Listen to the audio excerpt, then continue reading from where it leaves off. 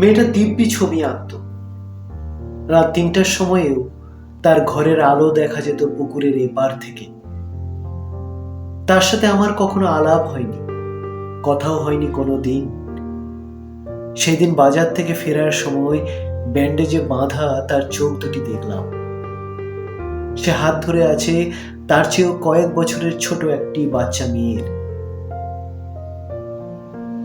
আজ ফোন করে অচেনা একটি মেয়ের কণ্ঠস্বর ভেসে এলো। কাঁদছিল খুব, কেঁদে কেঁদে বলছিল ছবি না এঁকে সে বাঁচবে না। আঁকাই তার প্রিয় বন্ধু, কিন্তু চোখ ছাড়া সে কিভাবে বন্ধুর সাথে কথা বলবে? আমি নির্বাক, এসবের উত্তর আমার কাছে জানা নেই। কেবল জেনেছি মেয়েটির নাম দৃষ্টি।